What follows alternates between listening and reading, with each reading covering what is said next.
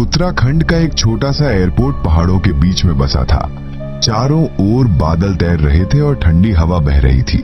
हरी भरी वादियों से घिरा ये एयरपोर्ट किसी तस्वीर के जैसा खूबसूरत लग रहा था। हवाई जहाज बादलों को चीरता हुआ नीचे उतर रहा था। खिड़की से झांकते रोहित की सांसें तेज हो गईं। हरे भरे पहाड़, घुमावदार सड़कें, चाय के बागान, ये सब कुछ किसी सपने के जैसा था। फिर भी दिल में एक अजीब सी बेचैनी थी। जैसे ही विमान रनवे पर उतरा, माहौल के सन्नाटे ने उसे घेर लिया। कुछ अनजान चेहरे उसकी ओर ठहरी नजरों से देख रहे थे, खामोश, सतर्क। तुम सोच भी नहीं सकती ऋतु, ये जगह किसी जादू से कम नहीं है। चारों तरफ हरियाली है, ठंडी हवा चल रही है और होपफुली हमारा बंगला भी शानदार होगा। बस थोड़ा सा काम करवाना हो सकता है, फिर बस हम यहाँ हमेशा हमेशा के लिए आ सकते हैं। फोन के दूसरी ओर उसकी पत्नी ऋतु मुस्कुरा रही थी। उसने हंसते हुए कहा, लगता है तुम पहले ही वहां के हो गए। सच कहूं तो हाँ, शहर की भागदौड़ से दूर ये जगह ना एकदम परफेक्ट है रेखा। बस हाँ, घर को थोड़ा सा ठीक करवाना होगा, पर सब कुछ ठीक रहेगा ना। सुना है पहाड़ी इलाकों में घर पुराने हो जाते हैं, बहुत मेंटेनेंस चाहिए होता है। कुछ नहीं, सब ठीक हो जाएगा। बस तुम यहाँ जल्दी से आने की तैयारी करो, मैं तुम्हें तस्वीरें भेजता हूँ। Okay, bye. फोन कटते ही मनोज की बेचैनी और बढ़ गई। अब बस उसे अपने नए घर को जल्द से जल्द देखना था। टैक्सी पहाड़ी रास्तों पर धीरे धीरे चढ़ रही थी। घुमावदार सड़कें, घना जंगल और बीच बीच में पहाड़ों से टकराती ठंडी हवा। रोहित खिड़की से बाहर देख रहा था, लेकिन उसके मन में बेचैनी बढ़ती जा रही थी। पहली बार आए हैं उत्तराखंड, अच्छी जगह है साहब, लेकिन बस यही है कि कुछ इलाकों में ज्यादा घूमने मत जाइएगा, खासकर रात में। क्यों, ऐसा क्या है? बस सुना है कुछ जगहों पर अजीब चीजें होती हैं। तभी ड्राइवर ने अचानक जोर से ब्रेक लगा दी और गाड़ी झटके से रुक गई। रोहित ने सामने देखा, एक दुबला पतला सा आदमी सड़क के बीचों बीच खड़ा था। चेहरा झुर्रियों से भरा, आंखों में अजीब सी नीरसता। ड्राइवर ने खिड़की से झुककर थोड़ा हिचकिचाते हुए पूछा, अरे बाबा, क्या करते हो, हटोगे क्या? अच्छा, अब गाड़ी के नीचे आने ही वाले थे तो एक काम कर दो, ये बताओ रिवरडेल एस्टेट किधर है? आदमी के चेहरे पर एक पल के लिए अजीब सी घबराहट झलक गई। उसने आंखें सिकोड़कर रोहित की तरफ देखा, फिर बिना कोई सवाल किए धीरे से हाथ उठाकर सामने की ओर इशारा किया। मनोज ने चारों तरफ नजर दौड़ाई। सामने एक छोटा सा गांव था, सिर्फ 25 से 30 कच्चे पक्के घर, न कोई हलचल न कोई आवाज। ड्राइवर ने सिर हिलाया, गाड़ी स्टार्ट की और आगे बढ़ा दी। अजीब था ना साहब? कौन? अरे वही बूढ़ा। कुछ गड़बड़ लग रही थी, मतलब उसकी आंखें, जैसे वो हमें देख नहीं घूर रहा हो। रोहित ने पीछे मुड़कर देखा तो वो आदमी अब भी उसी जगह पर खड़ा था, बिना हिले, बिना कुछ कहे, जैसे किसी पत्थर की मूर्ति हो। अरे छोड़िए ना साहब, लगता है हम आपके नए घर के करीब पहुंच गए हैं। माफ कीजिएगा, लेकिन आपकी मेम साहब से बातचीत हुई सुनी मैंने। अगर कभी टैक्सी वगैरह की जरूरत पड़े तो बस मुझे याद कर लीजिएगा। यहाँ पहाड़ों में सफर आसान नहीं होता साहब। टैक्सी ऊबड़ खाबड़ पहाड़ी रास्तों से होते हुए आखिरकार रिवरडेल टी स्टेट के सामने पहुंच गई। सामने एक पुराना जंग लगा हुआ लोहे का गेट था। चारों ओर सन्नाटा था, न कोई चौकीदार न कोई हलचल। मनोज को याद था कि एस्टेट में एक केयरटेकर रहता है जिसका नाम रामू था, लेकिन यहाँ तो कोई दिखाई ही नहीं दे रहा था। ड्राइवर ने थोड़ी झिझक के साथ गेट को पार किया और टैक्सी अंदर ले गया। एस्टेट के अंदर का नजारा ही कुछ अलग था। कहीं सूखी झाड़ियों ने रास्ता घेर रखा था तो कहीं टूटी हुई बेंचें आवारिस की तरह पड़ी थी। थोड़ी ही देर में बंगला सामने आ गया। बंगले की हालत तो और भी खस्ता थी। छत की लकड़ियां सड़ चुकी थीं, खिड़कियों के शीशे टूटे हुए थे और दीवारों पर सीलन के गहरे निशान थे। बरामदे ने पर एक दुबला पतला, झुकी हुई कमर वाला एक बुजुर्ग खड़ा था, रामू। जैसे ही टैक्सी रुकी, रामू ने धीरे धीरे आगे बढ़कर हाथ जोड़ा और कहा, नमस्ते साहब। फिर बिना कुछ बोले उसने रोहित का सामान उठा लिया।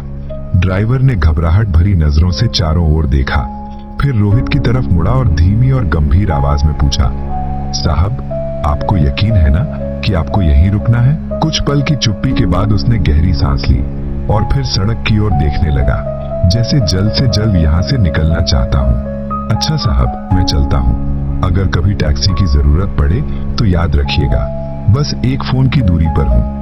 नमस्ते साहब, नमस्ते। रोहित हल्का सा मुस्कुराया और सिर हिला दिया। ड्राइवर ने लंबी सांस भरी, गाड़ी मोड़ी और कुछ ही मिनटों में वहां से निकल गए। रामू और रोहित बंगले के अंदर आ गए। रोहित ने चारों ओर नजर दौड़ाई। दीवारों पर पुरानी तस्वीरें टंगी थीं। चारों तरफ मोटी धूल की परत थी। ऐसा लग रहा था मानो ये घर सालों से वीरान पड़ा हो। रामू ने एक भारी लकड़ी का दरवाजा खोला और अंदर की ओर इशारा किया। साहब, यही आपका कमरा है। पूरे बंगले में बस यही एक कमरा ठीक ठाक हालत में है, बाकी जगह तो सालों से वीरान पड़ी है। सफाई कर दी थी, लेकिन अगर कुछ कमी लगे तो बता दीजिएगा। रोहित ने कमरे के अंदर कदम रखा। कमरा बड़ा था। एक किनारे पर भारी लकड़ी का पलंग, एक पुरानी अलमारी और खिड़की पर लटकते धूल भरे पर्दे। उसने खिड़की से बाहर झांका। चारों ओर घना जंगल और चाय के बागान नजर आ रहे थे, लेकिन तभी उसकी नजर थोड़ी दूर पर पड़े एक पुराने जर्जर आउटहाउस पर गई। उसके भारी लकड़ी के दरवाजे पर एक पुराना जंग लगा हुआ ताला लटका हुआ था और उसके ठीक ऊपर एक पुराना बल्ब टंगा था। रोहित ने कुछ पल आउटहाउस को ध्यान से देखा।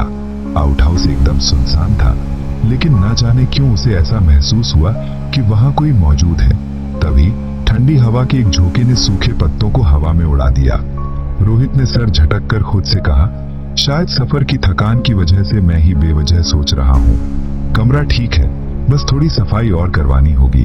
हाँ साहब, सफाई पूरी तो नहीं हो पाई, लेकिन मैं कल बाकी का काम भी करवा दूंगा। आप सफर से थक गए होंगे, थोड़ा आराम कर लीजिए। कल सुबह मैं आपको पूरी जायदाद दिखा दूंगा। तुम कब से यहाँ पे हो? बहुत साल हो गए साहब। जब से पुराने मालिक का देहांत हुआ, तब से मैं ही सब कुछ संभाल रहा हूँ। वो यही रहते थे। इस बंगले से बहुत लगाव था उन्हें, लेकिन फिर एक दिन अचानक सब कुछ खत्म हो गया। उनके जाने के बाद से ये जगह बिल्कुल सूनी हो गई। रोहित को उसके लहजे में कुछ अजीब सा महसूस हुआ, लेकिन उसने ज्यादा कुछ नहीं कहा और पलंग पर बैठ गया।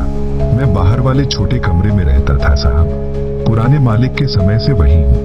ज्यादा बड़ा नहीं है, लेकिन मेरे लिए काफी है। आप आराम कर लीजिए। कोई जरूरत हो तो बस आवाज दे दीजिएगा, मैं सुन लूंगा साहब। रोहित ने हल्की मुस्कान के साथ अपना सर हिला दिया। रात गहरी हो चुकी थी। बाहर सन्नाटा पसरा हुआ था और अचानक रोहित की नींद खुल गई। उसे लगा जैसे कहीं दूर बहुत धीमी आवाज में कुछ लोग खांस रहे हैं। रोहित ने करवट बदली और उसे लगा कि शायद ही उसका भ्रम है, लेकिन तभी खरोचने की एक अजीब सी आवाज कमरे में गूंज उठी और ऐसा लग रहा था कि जैसे 10 से 15 लोग अपने नाखूनों से किसी दीवार को खरोच रहे हों। रोहित के शरीर में अजीब सी झुरझुरी दौड़ गई। अगले ही पल हवा में एक तेज और भयानक बदबू घुलने लगी। गंध इतनी तेज थी कि रोहित का सिर चकराने लगे। ऐसा लग रहा था कि जैसे कई दिनों से कोई सड़ी हुई चीज आसपास पड़ी हो। उसने घबराकर बिस्तर से उठते हुए खिड़की की ओर देखा और दूर आउटहाउस के बाहर बल्ब की टिमटिमाती रोशनी पहले से भी ज्यादा अजीब लग रही थी। बल्ब बार बार बुझने और जलने लगा और तभी कहीं दूर से एक भारी आवाज उभरी। ऐसा लगा जैसे कोई आदमी किसी पर गुस्से में बड़बड़ा रहा हो और फिर एकदम से सब कुछ शांत हो गया। रोहित कुछ पल यूं ही खिड़की पर खड़ा रहा। उसने एक लंबी सांस ली और खिड़की के पर्दे ठीक किए और बिस्तर पर लौट आया। थोड़ी देर में थकान ने उसे फिर से अपनी गिरफ्त में ले लिया और वो धीरे धीरे नींद में डूब गया। सुबह की हल्की धुंध अब छटने लगी थी और सूरज की नरम किरणें चाय के बागानों पर पड़ रही थी। रोहित बाहर बरामदे में तैयार खड़ा था। तभी रामू चुपचाप उसके सामने आकर खड़ा हो गया। चलिए साहब, मैं आपको पूरी जायदाद दिखा देता हूँ। रामू, कल रात मुझे कुछ अजीब सी आवाजें सुनाई दी थी। पहले तो खांसी की आवाज आई, मतलब जैसे कोई बीमार हो। फिर एक अजीब सी खरोचने की आवाज आई। ऐसा लगा जैसे कोई दीवार पर नाखून रगड़ रहा हो। और फिर एक फुसफुसाहट, जैसे कोई गुस्से में बड़बड़ा रहा हो। आवाज देखो, पूरी तरह से साफ तो नहीं थी, लेकिन तुमने भी सुना है क्या? नहीं साहब, ये पुरानी जगह है। हवा के चलने से भी अजीब आवाजें आ सकती हैं। आपको सफर की थकान होगी, इसीलिए आपको ऐसा महसूस हुआ होगा।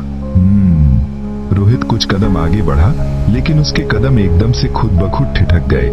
उसकी नजर उस पुराने सुनसान आउटहाउस पर जा टिकी। रामू का चेहरा उतर गया। उसने धीमी आवाज में कहा, साहब, वहाँ कुछ खास नहीं है, बस पुराना गोदाम है, सालों से बंद पड़ा है। वहाँ जाने की कोई जरूरत नहीं है। रोहित को उसकी झिझक पसंद नहीं आई। उसकी आवाज सख्त हो गई। मुझे देखना है रामू, आओ मेरे साथ चलो। रामू को कोई और चारा नहीं दिखा। वो चुपचाप रोहित के पीछे चल पड़ा। जैसे जैसे वो आउट हाउस के पास पहुंचे, हवा अचानक भारी होने लगी। तभी रोहित ने वही आवाज फिर से सुनी। रोहित रुक गया और धीरे से बोला, रामू, यही वो आवाज थी जो मैंने कल रात को सुनी थी। साहब, आपको तो बड़ा रोमांच हो रहा है। देखिए, पुरानी जगहें हैं, दिमाग कभी कभी खेलता है। ज्यादा मत सोचिए, नहीं तो हर जगह भूतिया लगने लगेगी। अब वो आउट हाउस के बिल्कुल सामने थे। भारी लकड़ी के दरवाजे पर जंग लगा ताला लटका हुआ था। हवा में एक तीखी सड़ी करी बदबू घुलने लगी। ये आवाज किसी अकेले व्यक्ति की नहीं थी। ऐसा लग रहा था मानो कई लोग एक साथ दर्द में तड़प रहे हों। ये कैसा शोर है रामू? साहब, लगता है चाबी मेरी झोपड़ी में रह गई। अगली बार जब आएंगे तब मैं आपको अंदर दिखा दूंगा। वैसे भी ये जगह सालों से बंद पड़ी है, अंदर कुछ खास देखने लायक नहीं होगा साहब। उसकी आवाज में अजीब सी झिझक थी, जैसे वो कुछ छुपाने की कोशिश कर रहा हो। रोहित ने उसकी आंखों में झांका, लेकिन रामू ने तुरंत नजरें फेर ली। सवाल नहीं किए। हाँ ठीक है, चलो फिर कभी देख लेंगे। जैसे ही वो पीछे मुड़े और वापस जाने लगे, सारी आवाजें अचानक से बंद हो गईं। बदबू भी धीरे धीरे फीकी पड़ने लगी और रामू बिना कुछ कहे तेजी से आगे बढ़ता रहा। कुछ ही देर में रामू और रोहित बंगले के सामने थे। ये बंगला काफी जर्जर हालत में है, इसे जल्द से जल्द ठीक करवाना पड़ेगा। सफाई भी ठीक से नहीं हुई है। पहले अच्छी तरह से सफाई करवानी होगी, फिर बाकी मरम्मत का काम भी जल्द पूरा करना होगा। जी साहब, जैसा आप कहें। मैं आज ही आसपास के मजदूरों से बात कर लेता हूँ। सफाई का काम जल्द से जल्द शुरू हो जाएगा और जो भी मरम्मत करनी होगी वो भी करवा लेंगे। रोहित ने एक बार फिर से बंगले को गौर से देखा और रोहित के मन में लगातार ये सवाल उठ रहा था कि कहीं इस बंगले को खरीदकर उसने कोई बहुत बड़ी गलती तो नहीं कर दी। दिन भर इसी उधेड़ बुन में रहते रहते कब रात हो गई उसे पता ही नहीं चला। रात के 12:30 बज रहे थे और फिर से वही आवाज गूंज उठी, किसी के गुर्राने की आवाज। रोहित की नींद खुल गई। मुड़कर खिड़की के पास गया और उसने देखा कि इतनी रात को रामू आउट हाउस की तरफ बड़ा चला जा रहा था। ये देखकर मनोज के होश उड़ गए। ये रामू वहां क्यों जा रहा है? पक्का ये कुछ छुपा रहा है मुझसे। मुझे देखना ही होगा मुझे। रोहित आउट हाउस की ओर बढ़ने लगा। वो जैसे ही आउट हाउस के सामने पहुंचा, उसे खिड़की के अंदर एक परछाई दिखी। मैं नहीं जाऊंगा, ये मेरे लोग हैं, मेरे गांव के लोग, और जब तक ये लोग ठीक नहीं होते मैं नहीं जाऊंगा। तू चला जा रामू, गांव वालों से कह दे मैं जल्द ही उनके लोगों को वापस भेज दूंगा, सब ठीक हो जाएगा। तभी अचानक से वो शख्स एकदम से चुप हो गया और धीरे धीरे खिड़की की ओर बढ़ने लगा। रोहित का तो जैसे खून जम गया। रोहित घबराकर पीछे हटने ही वाला था कि अचानक उसका पैर फिसला और तभी चारपाई पर बैठा वो शख्स झटके से खिड़की की तरफ मुड़ा। रोहित ने जो देखा उससे उसकी रूह कांप गई। उस शख्स का चेहरा सड़ चुका था, जैसे कई दिनों पुरानी लाश अभी भी जिंदा हो। उसने एक भयानक और दिल दहला देने वाली चीख मारी। रोहित हवा में लहराता हुआ 15 मीटर दूर जा गिरा और रामू भी जमीन पर औंधे मुंह गिर पड़ा। अगले ही पल लालटेन की लौ बुझ गई। बरामदे का हल्का जलता बल्ब चटक कर टूट गया और गहरी डरावनी अंधेरी रात में जैसे सब कुछ निकल गया। रोहित बिस्तर पर निर्जीव पड़ा था। रामू उसके पास में बैठा हुआ था, घबराया हुआ। उसने रोहित को हिलाकर देखा। रोहित बाबू क्या हो गया आपको? आंखें करी रोहित बाबू, कुछ तो बोलिए साहब, कुछ तो बोलिए। पसीने से भीगे हाथों से रामू ने कांपते हुए रोहित की नब्ज टटोलने की कोशिश की। धड़कन थी मगर बहुत धीमी। डर के मारे उसका गला सूख गया। उसने कांपते हाथों से फोन उठाया और रोहित की पत्नी ऋतु को कॉल लगाया। हेलो मैम साहब, जल्दी आ जाइए। रोहित बाबू ठीक नहीं लग रहे, वो बस छत की ओर देख के जा रहे हैं, कोई हरकत नहीं कर रहे। मैंने कई बार आवाज लगाई, हिलाया डुलाया, मुझे बहुत डर लग रहा है, कुछ गड़बड़ है, प्लीज कृपया करके जल्दी आ जाइए। मैम साहब, मैं रामू हूँ, रिवरडेल स्टेट से। मैम साहब आप जल्दी आ जाइए वरना बहुत देर हो जाएगी। जल्दी मैम साहब, जल्दी आ जाइए। कौन रामू? कौन बोल रहा है? और रोहित को क्या हो गया? मैम साहब, मैं रामू, बंगले का पुराना नौकर, रिवरडेल स्टेट, उत्तराखंड। रोहित बाबू की हालत बहुत खराब है मैम साहब, प्लीज कृपया करके जल्दी बस आप आ जाइए। रामू, मैं एयरपोर्ट पर हूँ, बस फ्लाइट का इंतजार कर रही हूँ। जी मैम साहब। रामू देखो, रोहित को कुछ खिलाना, पता नहीं उसने कुछ खाया पिया नहीं सुबह से। और पानी, हाँ पानी भी, बस ध्यान रखना उसका, कुछ हो ना जाए प्लीज रामू। ऋतु का गला भर आया। उसने आसमान को रोकते हुए कहा, तुम बस बात करते रहना रामू, उसे अकेले मत छोड़ना, उसे अकेलेपन का एहसास मत होने देना। ऋतु ने सिर झुकाकर आंखें बंद कर ली और कुछ पल चुप रहने के बाद वो फिर से बोली, रामू अगर कुछ भी अजीब लगे तो तुरंत मुझे फोन करना। ऋतु ने धीरे से फोन काट दिया। उसके हाथ अब भी कांप रहे थे। उसने फोन अपने बैग में रखा और दोनों हाथों से चेहरा ढक लिया। उसकी आंखों से आंसू टपकने लगे। आखिर इस बंगले का खौफनाक राज क्या है? आउट हाउस में बैठा वो रहस्यमयी आदमी कौन था?